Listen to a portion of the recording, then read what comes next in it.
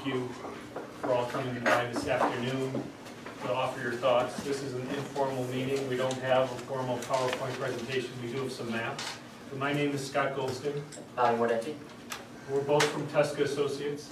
We're based in Evanston, also have an office in Plainfield. Almost all of our work is in the Chicago area, and we're a planning firm. So our job is to work with all of you, with the village, with schools, etc., to make a better Sauk Village. We've got a couple other members of our team. There's a firm called AECOM, A-E-C-O-M. It's working on economic development issues. I think we'd all like more jobs, more tax base in the community, so they're going to work on that. And a firm called Infrastructure Engineering that's going to look at the transportation issues. And so together, we're going to be working with all of you for about the next 9 months. The project was supported by an organization called Chicago Metropolitan Agency for Planning. It's called CMAP. It is paying, what, 95% of the cost. So the village really had a small amount of money to show that they were committed to the project. Your taxpayer dollars are not going to this project. It's basically grant money coming through CMAP. The village had to apply for the money and had to show that they were committed in order to get this. Does anyone know the last time a comprehensive plan was done in Sauk Village? I think it was 93. Halfway in between, 1999. 20 years is an awful long time. A comprehensive plan should be done, should be visited annually or every couple of years, and updated, a major update every 10 years. So it has been 20 years. That's the bad news. The good news is now's the time to do it. Comprehensive plans set out a common vision for a village and all of its partners in order to lay out what types of infrastructure improvements for the future, what type of economic development policies, what type of housing policies. It is not a regulatory document.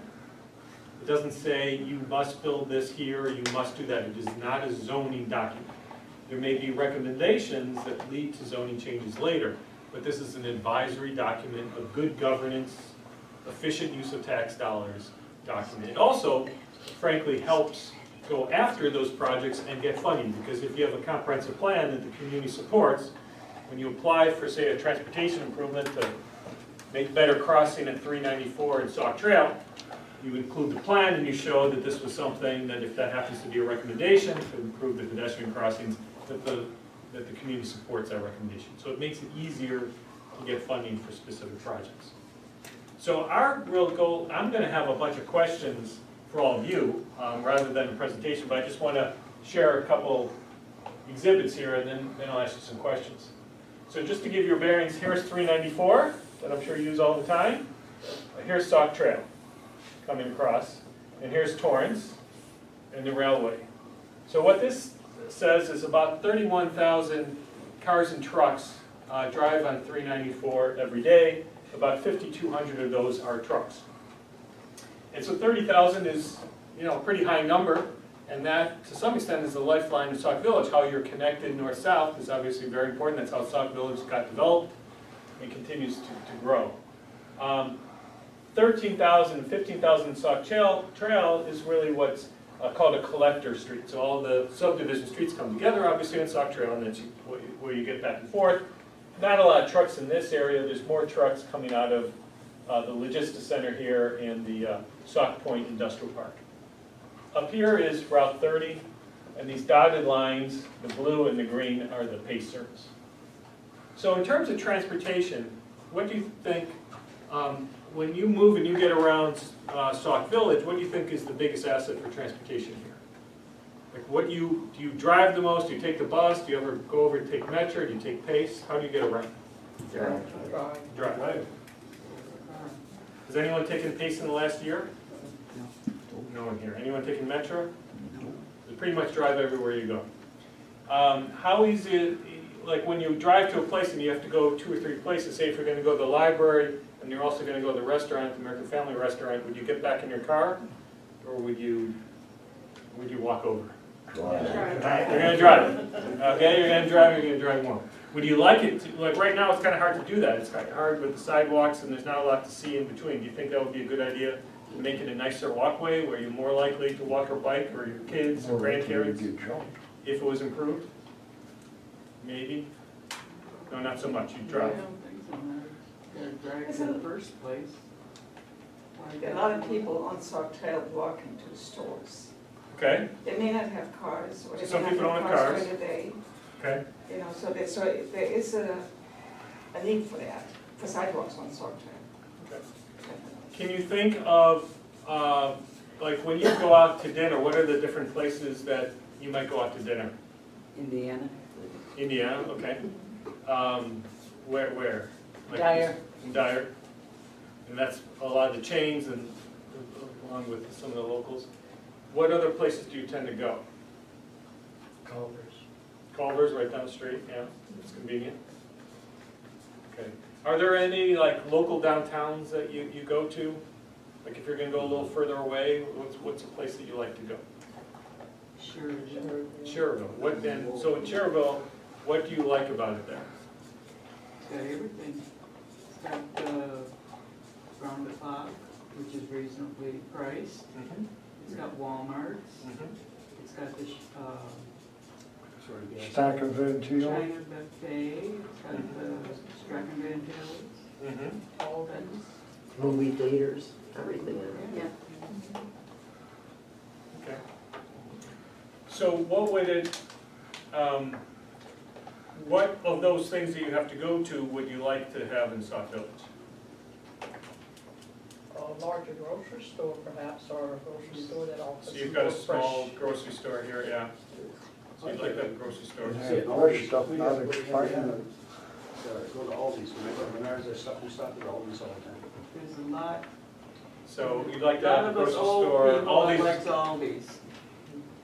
I'm sorry, I missed Old that. people? More people like all these, it's a good deal. Oh, right? who's talking? Aldi's. Rosie likes that. I shop at Aldi, so. Okay, even young people. Yeah, I mean, I wouldn't think consider they're myself young, but I shop. they're either the fastest growing or one of the fastest grocery stores in the country is Aldi's. And that's, you know, it's good value there. What other things would you like to see in Sauk Village? Well, we're going that way, we stopped at Steak and Shake. Yeah, I like Steak and Shake. There needs to be more entertainment, especially geared towards children. Okay. 'Cause when I was a kid, we had the bowling alley, our ball fields were cleaned up, we had the sports association, there were more things to do. And, I mean, it's nice to have, we have a lot of parks in Sauk Village, but a lot of them need massive repairs. And so, and as a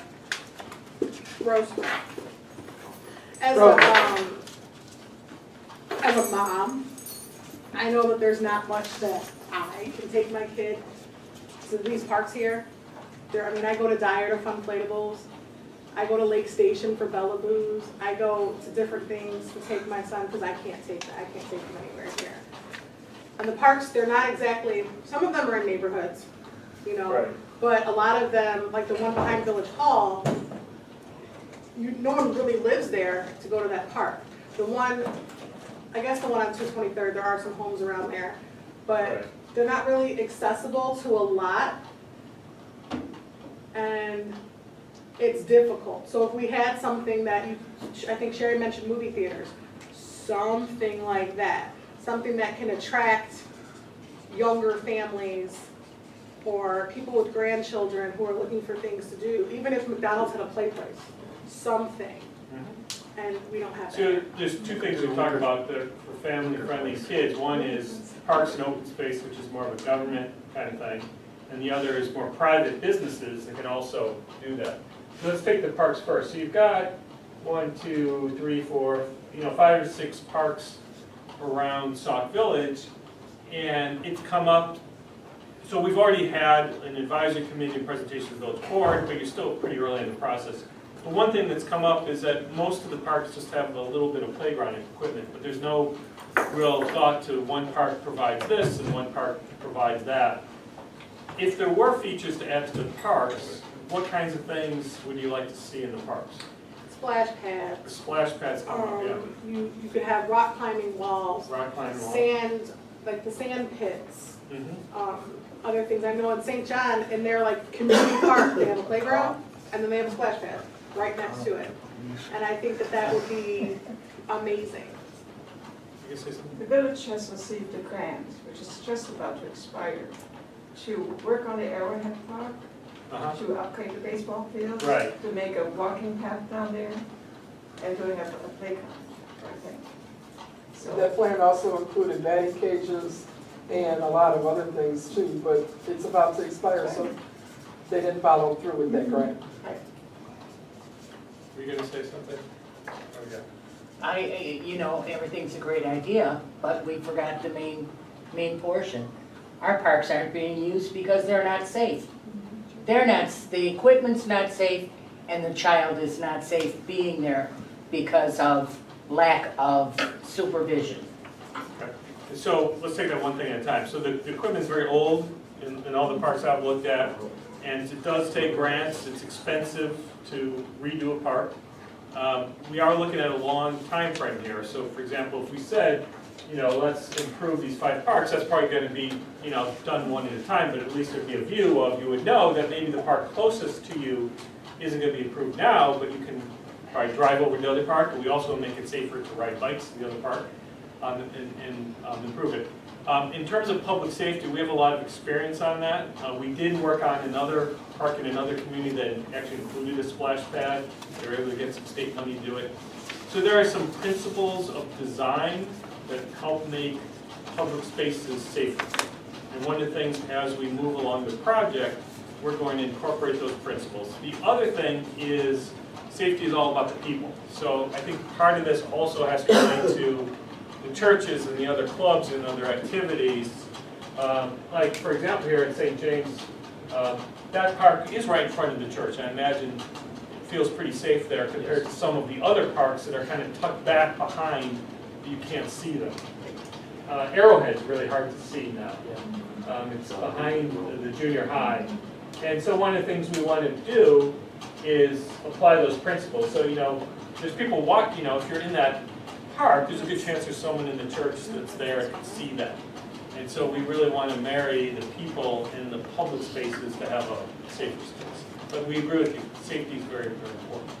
Yes? The park should also have like a pavilion or something for shade for parents and grandparents and great-grandparents Right. to be under, because I can't be out in the sun, so we can't take her to the park.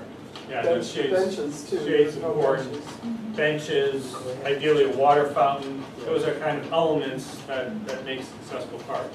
Well, I know the village is collecting bottle caps and plastic bags to be able to make benches, because we collect them here from them. And so I know our benches in our garden and in the front come from bottle tops and plastic bags. And I know they've been collecting them for a while. I don't know where they are in the process as far as creating them, but that's something that can be used as far as on your walkways, Right. behind Village Hall, the gathering places. Because I know the bench, last time I was at the park by the church, which is probably the safest park, the bench was cracked in half. So I mean, even if you have a good park, Right. if you're a great-grandmother, a grandmother, a mom, you can't sit down to watch your kid play. Right, and when something's broken, it makes it feel unsafe. Yes. Right? And so the maintenance is important. There is not a separate, you'll notice there isn't a park district in Sauk Village. So it's the village's responsibility, and you know, there's a lot of things the village has to do. Does anyone ever go to the Forest Preserve? Plum Creek Forest Preserve? Has anyone been there? A little bit? There is a pavilion there. There's a walking trail, but look at how large this Forest Preserve is. It's probably, what, 20% of the size as big as the village. Only a small portion is within the incorporated part, but there are not a lot of improvements in the Forest Preserve. So we want to sit down with the Forest Preserve District, County Forest Preserve, and see what their plans are for that. There is a pavilion there. That's actually in pretty good shape. The Forest Preserve can't put buildings in there, but you can make other longer trails and walking areas. Yes? We worked with them before. There's only 10% that is actually set up for visitation. The rest is nature, It's open, right? nature preserve and wildflower and all that. And they literally have signs to keep out of that area. You know, there's actually an old road that drives all the way through. So in other forests, so they don't want to put active fields in natural areas. I have not talked to them yet, but very oftentimes they will allow trails. Through the natural area, sometimes rather than doing asphalt, they'll do wood chips or stones so it doesn't harm the natural environment. But also, they also like community participation in terms of clearing the brush and maintaining that. In other forest preserves, the community is very involved. But of in all that. that forest preserve, only 54 acres are in Sauk Village. The rest is in the Correct. whole county. Right, right, so the rest is unincorporated. That doesn't mean there can't be recommendations. One of the elements of a comprehensive plan is that it actually, you can plan for 1.5 miles beyond your borders. So we will develop recommendations for the larger area. It's not enforceable, but it's a recommendation, in this case to the county or other municipalities, how to work together for that area. So we can certainly sit down with the forest preserve. But when you look at it, if you look at this map, and this also shows stormwater, there's a lot of stormwater in Sauk Village. Look how green this area is, you know, around the community. And I wonder, you know, people who move into the residential areas, do they really realize how much natural resource surrounds them? Something to think about in terms of the plan. Let me pause for a second. I want to ask a question that we asked some of the other committees. I just want to go around the room. I'm going to go around twice. The first time I'm going to ask you, how would you describe Sauk Village now? And just give us one word that comes to mind.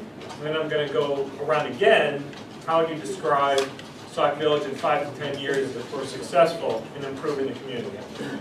Okay? There's no right or wrong answers. The only trick is you can't repeat something that somebody else said. So I'm going to start over here, but then the other time I'm going to come back the other way. Unsafe. Okay? It's kind of like, not much going on. You know, Okay. Dead, kind of. All right. Stall. Stalled. Dying.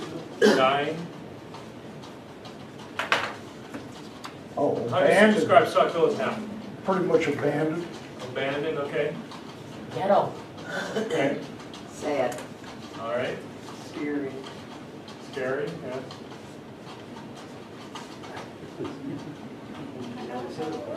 That's okay. You back? Start with her. Hurting. Hurting, okay. Gentlemen?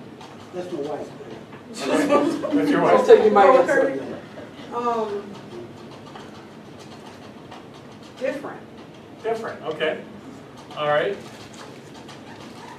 So now I'm going to go around again. I'm going to start from this way and go that way. How would you describe the village in 5 years if the plan is successful?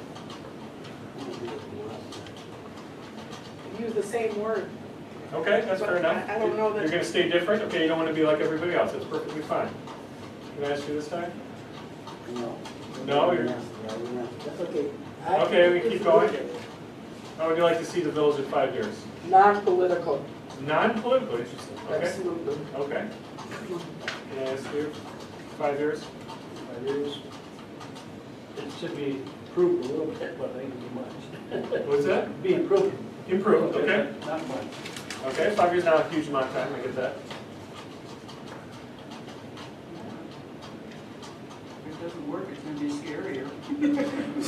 Okay, how do we say that? Hope it works, is that okay? All right, can I ask you here? I'd say neighborly, because a lot Neighborly. of times people don't know their neighbors. That's true, and that's true, unfortunately, all over the region these days.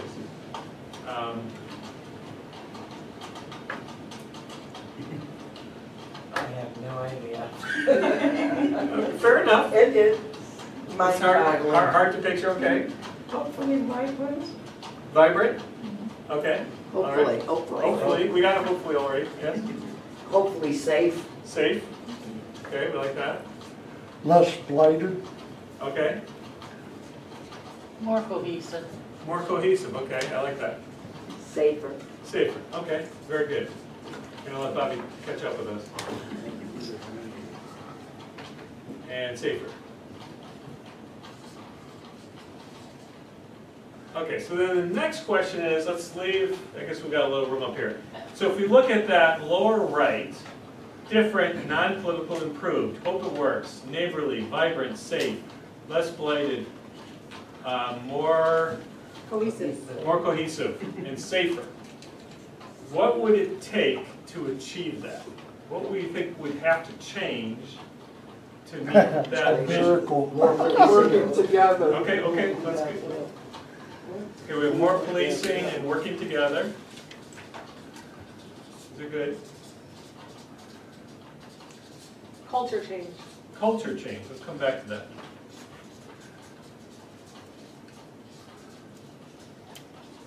Yes, Better schools. better schools. Miracle.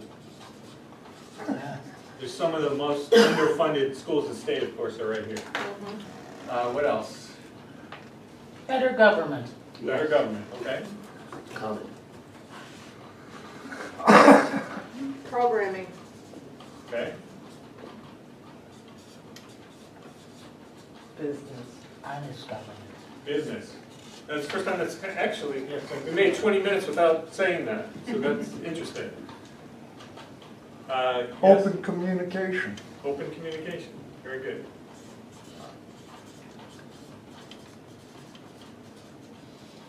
What else? Transparency would go with that. Sorry, could you? Transparency. Transparency, okay, yeah, goes along.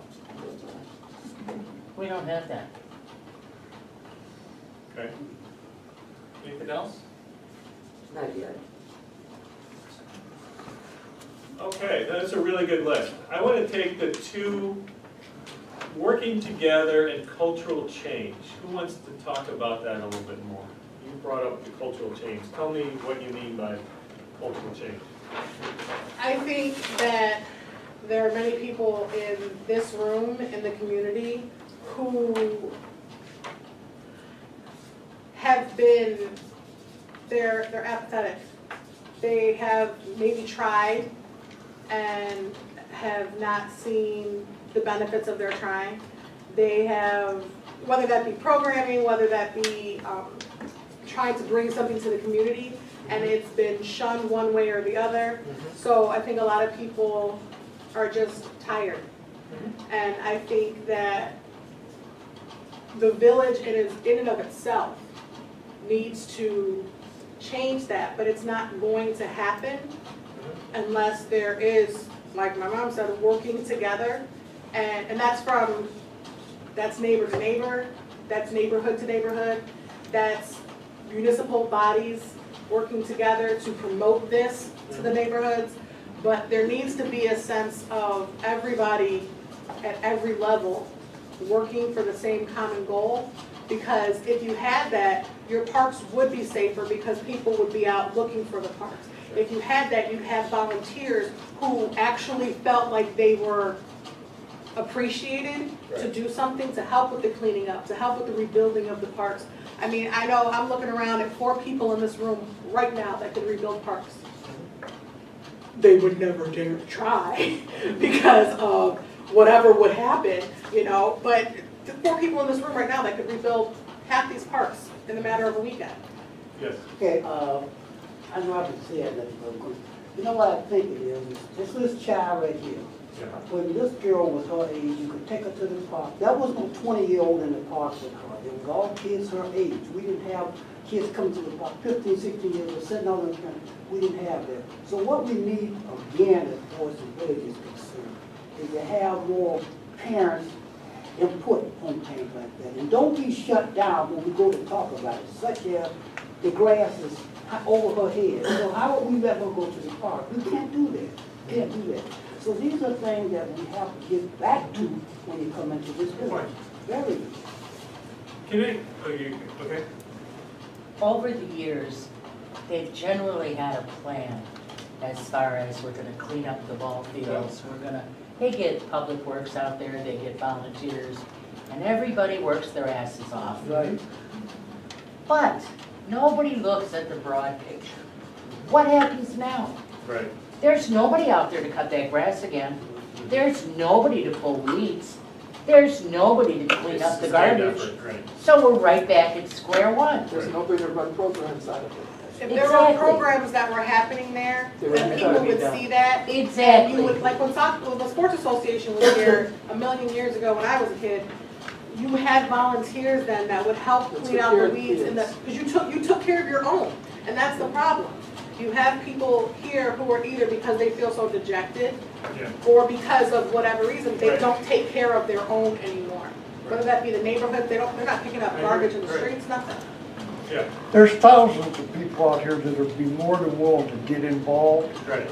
but the problem is they have fear of retaliation, or they're gonna be criticized and they just back off.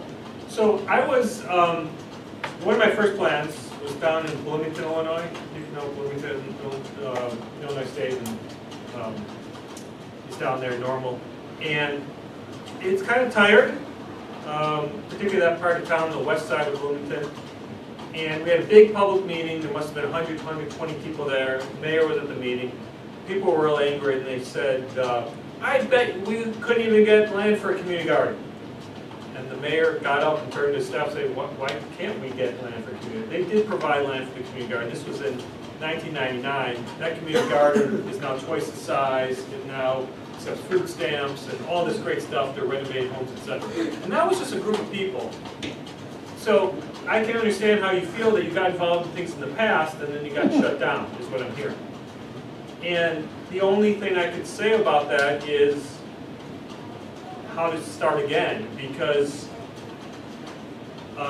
by people coming together, I think there's a spirit in the village right now to support that. And you can really demand that as citizens to get that respect. And so what we want to do in this plan is it's not just about everything the village is going to do, but what can individual groups do. And that, we hope this will be your plan and not just government's plan at the end of the day. And some of these things can be pretty small, like a community garden. It takes a lot of work, but it's not changing the whole universe. It's something you can control. Each person gets a little plot. Do you have any community gardens? Walking Right back out the here. back door. Yeah, right over Out the here. back door. We Right. have So one. that's kind of a manageable kind of thing, and there can be other things like, I think there a baseball league now here. No, no. Right. So we can prioritize. You know, we have the next 9 months to work it. Come on, it's okay. Come on in. There's a seat right here. If you don't want to be in the front row. Don't be like speed right in the front. Welcome. So we're just talking about the future of Sauk Village, and right now we're talking about people who have come up with good ideas in the past, but maybe have felt shut down and not appreciated, maybe. And so what we want to do, I want to shift it now to come up with some ideas for projects, some things that people have talked about in the past, and for one reason couldn't happen, and what you think should happen. So this is just brainstorming. We're going to have an advisory, just so you know, we're going to have an advisory committee later tonight, 7 o'clock at Village Hall. You're welcome to attend that. And like I said, there's going to be a public meeting in September, and I'm going to pass these out at the end of the meeting. So there's lots of times to think about things. But let's talk about, someone said businesses. We haven't talked about businesses much tonight. There's a couple big businesses that have come here recently. Winpack has 300 employees here in town. That was Bear Paint, and then there's some small businesses. Not a lot of restaurants here compared to other towns. What do you think, if we're going to talk about trying to attract more jobs to Sauk Village, what do you think is needed to be done? Thing you gotta understand, Winpack, Bear Paint, all them have less than 5% of village residents combined. Okay? There's no job, people, when Winpack 5 years ago first opened, they had 3,200 applications in the first day, and they only hired 78 people. Okay. So I want to focus on things that would make things different going into the future. So if we're going to attract, so what you're saying, if we're going to attract businesses, we need to also make sure they hire as many local people as possible. Yeah. Okay, let's put that up there. So so if we're going to use municipal incentives, there should be a commitment of the company to try and hire as many residents as possible. But also, you're not gonna get businesses out here so much when you got Dyer right here and. Okay, I don't want to hear all the. But I'm just saying, Right, I know that. But the same way as we had the opportunity 4 years ago to get the cable network ran down, anyways, they ran it down 50, SSNMA had to go down 57 for development of Walmart and stuff. Okay. So we didn't get the Okay. cable connection here. Okay. What do you have to offer a business here, So, other than land? okay, I'll give you a regional perspective on that. So, number one thing is you have infrastructure-ready land, which a lot of towns don't have. You have 394 right next door without a lot of, like on the north side, the northern suburbs, there's, it's surrounded all by residents. Here you've got 394 separating it, so you're not going to have as much noise and things like that. You have direct rail access. Not a lot of sites have direct rail access to it. So when we look at it from a completely objective perspective, and other members of the team from AECOM, which is a global company that looks at it, this is a very good site. And for us, it's not a surprise that companies like Bear or Winpack want to locate here, because they're locating, frankly, they're not really picking Sauk Village. They're picking the I-80 corridor with land available in this area. So it's a very attractive location to locate. Retail is a lot tougher these days because you just don't need as much retail as you did in the past. And so when we look at that, we start thinking about trying to get more restaurants and other things like that here. You don't see a lot of Walmarts opening anymore. You don't see a lot of Targets opening anymore. It's a lot more basic needs are over the internet than they were 5 years ago. But are there other things, other than hire local residents, what other things would be important to attract businesses here? Our taxes are extremely high. So the taxes in Cook County are high. And so Taxes in Sauk Village are high. So in Sauk Village, they're not. They keep going up. Okay, I hear you. They're about the same and low, and in fact lower than some of your neighbors. Now it's obviously less than Indiana and less than Will County, but if you look just north of here, taxes are actually quite a bit higher than in Sauk Village. Not for long. What do they get for that, though? What's that? What do they get for their tax money? We get nothing. Our residents are underserved. I hear the challenges. Other towns have even higher rates because the property's worth so little, they have to increase the rates. But you have rates around here that are almost 50% higher than your rate. I understand they're high, I'm not saying they're not high, because they are. But there's other communities near here that are even higher. So having a competitive tax is important to attract businesses, there's no doubt. And I agree with that, but coming from a municipal standpoint, if you give too many tax incentives to attract a business here, And there's money left Then for you're- support there- services. Correct, so this there's is a the problem. balance, there's competitive tax, but you also have to make sure that there's a net you don't plus. want to sell out the village or Right. the public library that gets Right. very little of your tax dollars. I mean, we get very little. And so when you give, like, when you're already in a TIF, and then you give out like Class 8s, it's like we get nothing, and that we survive all the tax dollars. So there has to be a balance. And school districts too, think about, I mean, if we lose $10, Right. the village loses $100, the school district loses 1,000. Right. So it's like weighing that too. Right. So, do you ever see any employees go to restaurants here or other places? What would it take to get those employees to support other businesses here? Any ideas? I think it goes back to working together. Okay, so And I it's think reaching out to the it's- companies that know it's there? It's, you know, a business saying, if Popeye says to McDonald's employees, you work at McDonald's, you get 10% off, we'll give you like our employee rate. It's stuff like that. Okay. It's working with the village to entice all the businesses to kind of go hand in hand. I think the biggest thing is, like somebody mentioned a grocery store, and I don't know that the village could really police anything, but the lack of caring in that grocery store, nobody wants to go, no Sauk Village residents, unless you're out of a can of like peas, and you need to go there to get a can of peas, you're not gonna go because it's not clean, it's the food's not turned over, you have to check the expiration dates even on your can of peas to make sure that they're not expired. And I don't know that it's, that the village could necessarily Right, do anything about it. so but you businesses wanna- have to offer quality merchandise. Yeah. If they're not offering quality Why merchandise shop here? service, you can go to Indiana. or And somewhere. consistency, they have to be consistent with what they do. Okay, But that goes back from people not shopping here, okay? How is a business gonna keep things turned over? How are they gonna care if they have barely any customers? It's gotta start at the top. They gotta give us the first. It really has to start at the top. I've seen, our government says we need to use are the businesses that are here. Let's take a, for instance, we had a trustee pass away. We had 2 flower shops in this town. And they said, use Sauk Village businesses. Not one, I went to that wake and I looked at all the flowers and not one of them came from Sauk Village. And the village big tops sent a lot of flowers. They didn't even follow their own rule. okay. So again, it goes back to the cultural change of trusting one another, and supporting. Absolutely. And the businesses have to raise their quality, and residents have to give them a shot. And it's gotta be a two-way street, I hear you. Something's gotta give and somebody's gotta start first. Yeah. And I think that it should come from the companies that have a lot more money than the residents do in their pockets.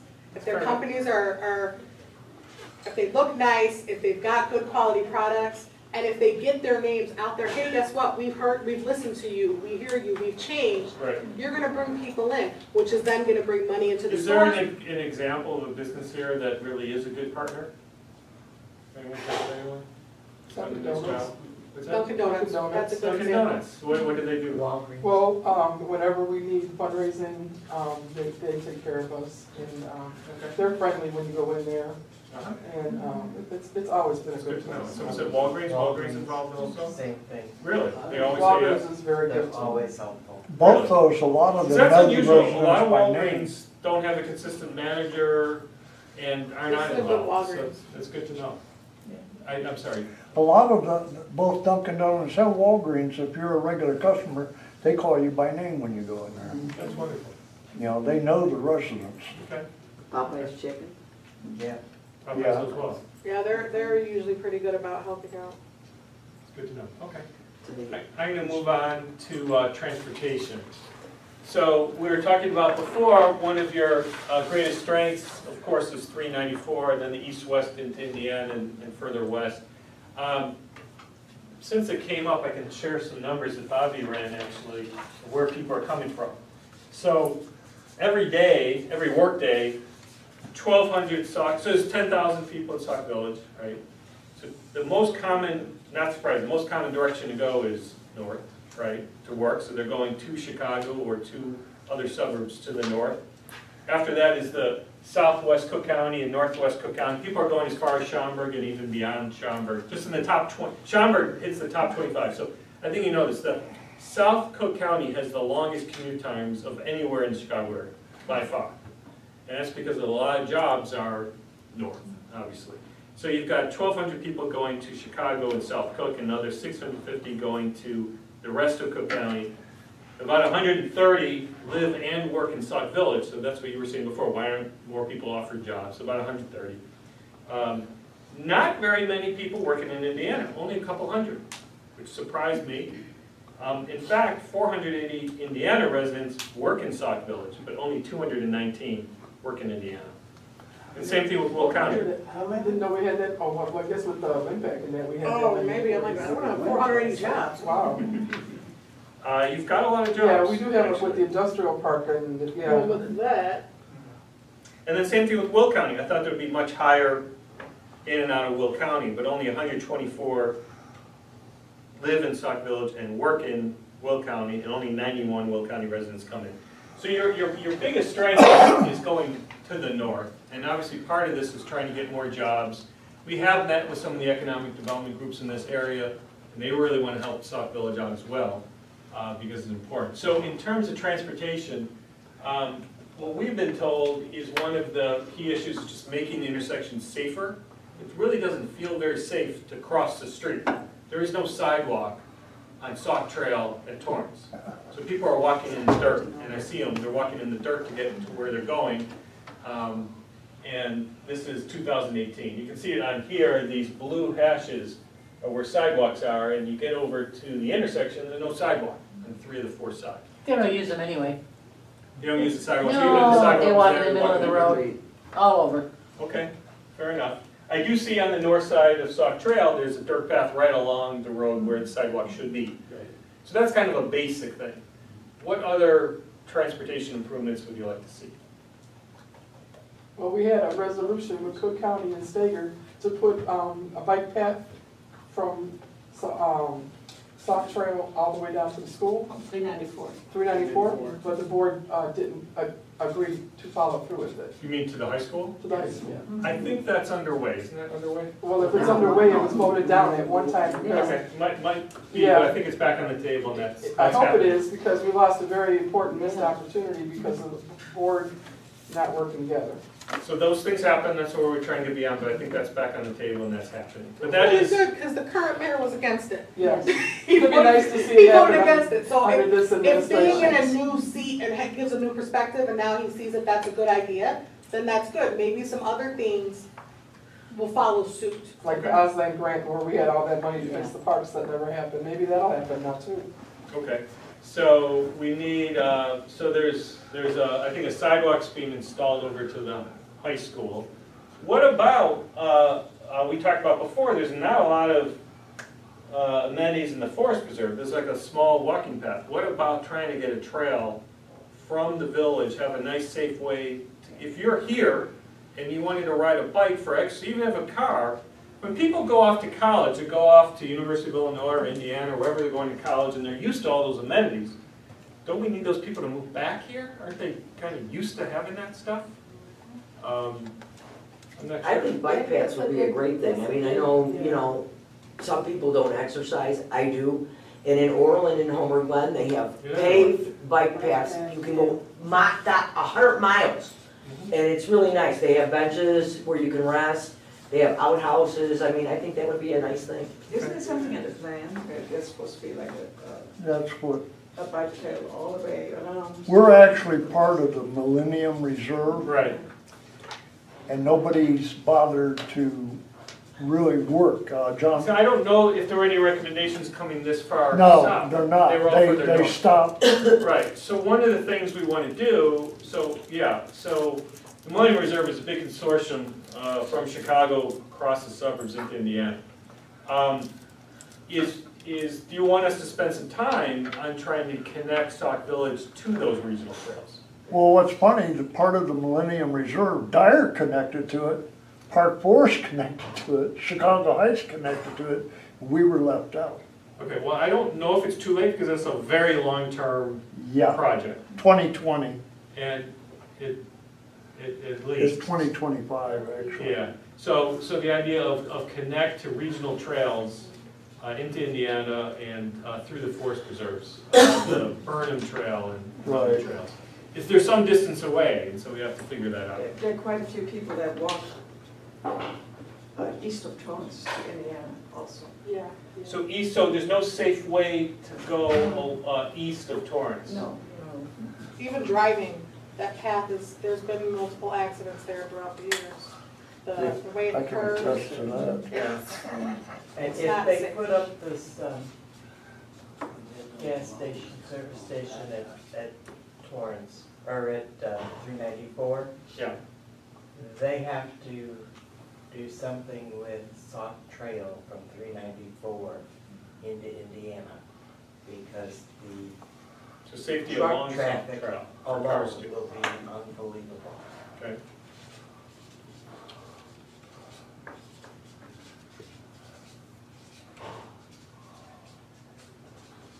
Are there other places that if there was better sidewalks or trails, you, your kids, or friends would be more likely to go there? Where do you think that these trails should connect?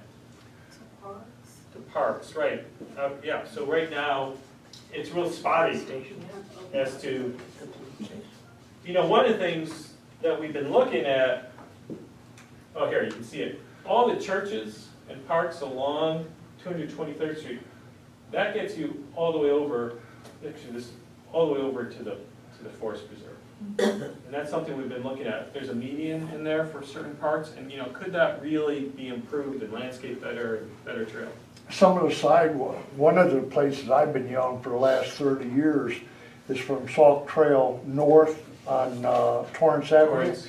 Because you go down there in the morning, kids from the trailer courts and Weatherstone and all them are walking down the edge of the street So to get sidewalks to get to the junior high and everything else. There is no sidewalk from the Sauk Trail north Right. to So 30. yeah, it's probably hard Sauk to Trail see. to The 30. blue is where sidewalks are now, so all this is missing. Right, all the way to 30, there is no sidewalk. Right. And I think you're talking about, there's a trailer home park here, and there's And another. one there, and then one across 30. And then across 30, yeah. So yeah, that would make sense. You know, and considering that's the largest school population in the village, because kids that go to Strasburg walk down there too. Any other places that, beyond the parks and so parks and schools would be the top priority for sidewalks and trails? Okay, yes. We just have a senior building where we sitting in here used to go to and have a good time. We don't have that anymore. Okay. That's what we need to bring back, where people in the community will be able to go to these places, sit down and have a good time. Well, to the senior center, there's no real good access No. to walk. I mean, I know the parks and schools are focusing on kids, but Seniors even well. to seniors to get where they need to go, there's no Well, real. I was thinking about that before, for parks, maybe one of the parks is, a part of it is designed for seniors. There's a lot of equipment now designed, everyone needs a little bit of exercise, and you can have outdoor equipment that is specifically designed for seniors. We've done that in other parks. It'd be really attractive, and if you've got some shade and a nice place and checkers, and it's not that elaborate. Just you need a few things that people want to go to, and then The they. park behind Village Hall should be changed into that, because that park, the mulch is bad anyway, it's sinking, the equipment over there is not the greatest. The monkey bar, half circle thing, could go to another park, but that's a good idea for it, because the senior center is connected to the Village Hall. So if you had something there, you've got the big pavilion, the gazebo's up top, they started a walkway there, it was never finished, because there were plans to do a senior living behind Oh, okay. Village Hall. Right. And then that fell out with the recession. But I mean, that would be a good place. It's right by the police station, a lot of seniors are targeted. So that would be a good place for that to go. We can't do it anymore. Okay. The park district, Forest Preserve. Forest Preserve. Let's Took over that property. Let's do one at a time. Yes. Add some things to the park that's, you don't normally, you don't see a lot, like, tennis court, outside track, things that the younger kids can do to, spend time doing, something constructive. Right, so we thought of each park having a theme and having, it's gotta be easy to take care of, but it could be designed nicely, and over time, you would know, okay, we might need playground equipment in a small area in most of them, but the rest of it can be a different theme in different ages, and so okay, today, really, none of them are really all that far away from each other. It could be really nice. Let's talk about housing for a second. So senior living didn't happen. Is there still a need for senior housing in Sauk Village, or is there, are most people just staying in place in their No, homes? the one that they were gonna build behind Village Hall, they built in Dyer. You build Dyer, okay. All right. I don't know that seniors in Sauk Village would have a need for it, but there's always a need for senior living, especially if there's Fastest growing population area. some adaptive services. My former life, I was social worker at a nursing home, so things like, especially supportive living, which is like assisted living but accepts public aid. They always have a waiting list. They provide lots of money to the community, and it would be really good if there was a piece of land like that empty lot that's sitting in the Village Hall. That would be like the perfect place if you could you want to attract businesses, that's a business. It often has programming for not only the people who live there, but the seniors in the community. It's a safe haven for people to go to. And they are usually pretty good communities with the partner, or partners with the community. So that would be one business you might want to. It also means that the people who do move there from single-family homes, that then hospital is available for another family to move to Sauk Village. So we see that all the time. When you build senior housing, what happens is some of the people come from the community, and then that attracts a new family. So one of the concerns we've heard so far is that property values really haven't gone up. And you know, one of the things I always talk about is if you've got to fix your roof, but your house isn't going to be worth more than that, you know, then it's hard to get that repair done. What do you think can be done about the image of Sauk Village to attract more people to look into buying, to attracting more homeowners? What do we need to do as a community? Well, if you come south from 30 on 394, Yeah. and you look there to all those trees and things, those houses all boarded up and everything, well, the first thing that hit your mind, why would I move there? The thing is find the landlord, the thing that they can own those places and clean them up. Okay, so They could do hold landlords responsible is Right. really important. Exactly. That's what you need to do, because you come off there, you know, I don't need to. No. Now, when I moved out here, oh yeah, you got to keep it clean. You had to keep it clean. She said you got to keep it clean. There wasn't no two ways about it. You kept it clean, or you didn't tell you how you got. We had this law, 3 strikes and you get out of here, but they changed. And that was the Still best there, thing. just not That was before. the best thing you could have. People kept up their property. I mean, the neighbors, I mean, we talked every day. I mean, talked on a Saturday, that was the get together on both sides. Now, I know everybody on my block, because I'm a big man. They believe in what I tell you. But that's what we need to bring back, when you feel safe to go into her house. And you give it, I think I'll walk over to so and so.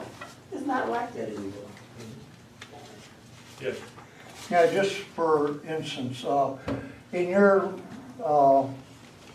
presentation last week, you gave some numbers, but everything from the demographics on down were from the 2010 census.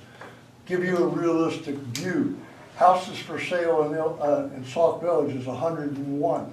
84 for more than 1 year, 70% are foreclosures. There's 403 houses that are abandoned. 309 of them for 5 or more years. There's 347 voucher homes, with 27 in the process of being approved. Price asking range is $3,500 to $220,000. There's 2 houses in Deer Creek that have been on the market for 2.5 and 3 years for $220,000. They're not going to get it. The average price is actually $38,500 in the village. Since January 1st of this year, 89 properties have been sold. They range in price from $500 to $220,000, which was a farm all the way to the end of Torrance Avenue. The average selling price this year was $24,700. Okay, total number of families in the houses in the village that are occupied is 3,226 out of 3,730. Okay. So if you can share that afterwards, our data is updated, it's not from 2010, but one of the issues we've had is it depends on the data source. So we'd be happy to take a look at that. So if you can forward that, we'd appreciate it. The housing numbers in particular, and I think if you were at the meeting, I explained this, there's a lot of houses selling off market, so they're not getting picked up in the general data issues, but happy to take a look at that. Obviously, there's I spent the last 6 years as the housing chairman. So you would have the... My dad, this is accurate as of Friday. Okay, thank you very much. Appreciate that. We need that brought back. That would help greatly. I would like to get back to what you see when you first approach the village. Yes. There was a plan a while back, and I think Gary remembers that someone was going to buy those properties and raise them and put up veterans' houses for veterans. So veteran housing. Well, when we were on housing, Habitat for Humanities came out with Wounded Warrior. We have 41 vacant properties that the village owns. Okay. And we offered to them free, but once they took a ride through the village, they declined our offer. And that was 2016, November of 2016. They actually declined our offer because it would cost more to put a house on the lot, and the houses near it weren't as value. I had 2 houses across from me sell for $8,000, one sell for $6,500 this year alone. It's a major concern, I agree with you. And that's one of the major things that's come out of this. When you've got really depressed home values, it's very difficult to invest in them and bring them up to speed. I do know, because I work with Habitat, they have limited capacity. They have a very large service areas, so understand that they can't take on too many communities because they serve, I don't know, 40 municipalities or something like that. You know, Chicago have a program where they, if you want to live in this house, they will give you the house for like, what he's saying, $1. And you have to rehab this house within a certain amount of time, but you have to live in it. But they, you know, they give you the property for. So we're looking into something like that. No promises yet, but there are programs available. There's Sauk Village is a member of the South Suburban Land Bank, and they have a program like that. So again, it's a matter of doing the due diligence to figure out how it's going to work. But we're looking at something like that. As far as land bank, we gave them 10 houses. Yeah. And Rush Ryden and them were able for 2 years to sell them, so we actually gave them to contractors. There's one left, it's at the end of this street, and nobody wants it. Right, so there's no, if you're a housing commission chair, you know, I'm a former planning commission chair, some of these things take a long time, and what we need to do, what my question was, what would it take to change the perception of the market? Because our view is, what we have to do is provide a better marketing view of Sauk Village so people want to buy here. But you're gonna have to replace the image. Number one, when you have 403 vacant houses. It's a challenge, there's no doubt. Of which 309 have no copper, no broken out windows and everything else. It's a broken window syndrome. I understand. We work with habitats all over the country, and I will tell you, I've worked with communities in much, much worse shape that have gotten much better. And it takes a lot of work and a lot of effort, but it is possible to do. Have you Googled, I'm sorry. Yeah, I'm gonna, Go ahead. and we only have about 3 more minutes, so. Are you aware of the veterans' homes in Fort Heights that have been? Not that specific project, no. There Are are they nice? 95 that have been added, I understand. Okay. Maybe that's something to look into. We'll take a look at that. Yeah. Have you Googled Sauk Village? If I Google Sauk Village, Have you searched Sauk Village on social media? Have you, Topics is not a thing anymore, but Topics used to be pretty popular a couple years ago. Perspective. yeah. In order for Sauk Village to really become better and for this plan to really, really work, what you're gonna need is you're gonna need young families. You're gonna need to bring people who have life to produce, who have the energy and the willingness to work. Let's say I wasn't forced to move back home at the age of 22 when I graduated college and buy my home here. But let's say that I was, my kid's 2 years old, I'm recently married, I wanna buy a house. Right. I would do the due diligence and I would look at the school system. Right. No. Then let's move on from school system. Is it at least a good neighborhood? I would maybe attend a board meeting. Maybe look up Sauk Village. Sauk Village has had a history of animosity since 2009. If you look up Sauk Village on social media, everybody's a crook. I personally stole money. So when you look at it being a former trustee, which I really didn't do that, but when you look at that and you look at the way Sauk Village is perceived, you would not want to build a family And so here. So go back to the culture change. Right. It's everybody working together, forgetting the past, moving on. But that's not going to work unless everybody really comes to the table and says, this is what we're doing for the future. So, I'm going to let you talk in a minute. That is our challenge here, right? So our challenge is a cultural challenge. physical location, you guys are doing fine on that. So if you look at this on paper in terms of economic development and jobs, etc., you've got some problems because your taxes are higher in South Cook than anywhere else in the larger region. They're obviously much lower in Will County or Indiana. And you've got the social media issue. So I would say most of the communities I work in have all those same challenges. And so it is possible to change that, but it takes a lot of work, it takes everything that you're saying. Completely agree with that. Yes? You know what, we've all had things to say, and we're all concerned about our village. Right. And we have someone here today from the village hall. He's with the administration. We haven't heard a word about what is the mayor's plans. He had great plans when he was running and campaigning on what he's gonna do for Sauk Village. But we haven't seen that plan. You're getting our ideas, but what are the ideas in the village hall? Well, just so you know, we asked Joe to sit in as an observer to represent the village today, so he wasn't on the agenda, so I'll just say that. This is part of a larger process. We're gonna have the advisory committee tonight. That doesn't answer my question. No, I'm getting to your question. So if you'd like to share some thoughts now, that's fine, Joe, but that wasn't the subject of this meeting. So I'll leave it.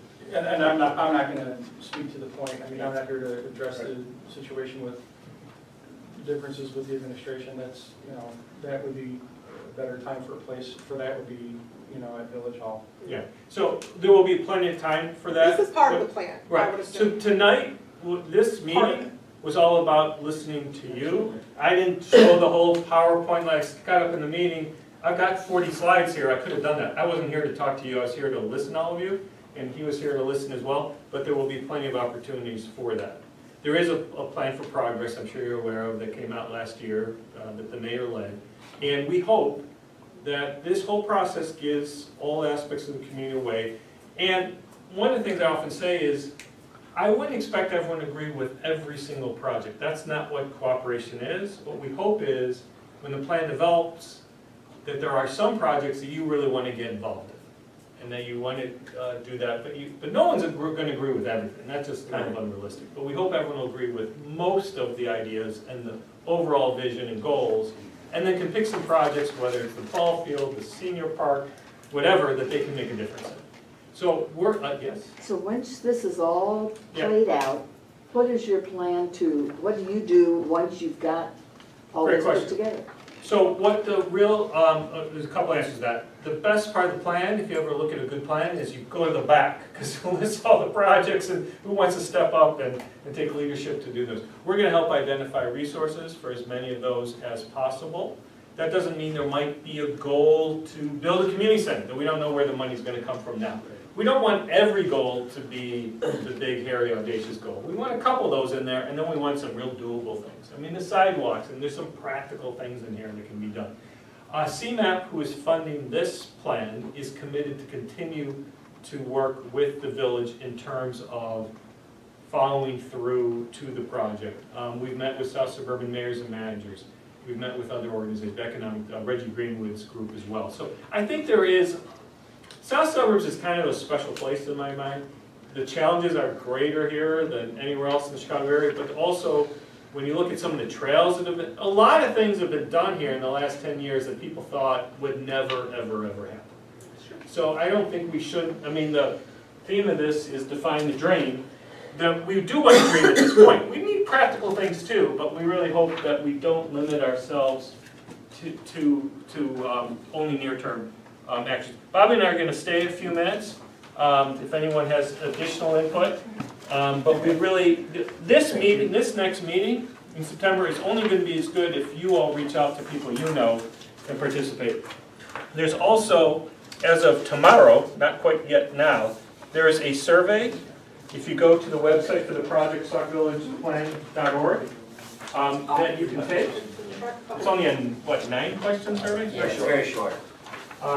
And so we hope you got one, take the survey and encourage, if you've got Facebook or email, encourage other people to take the survey as well.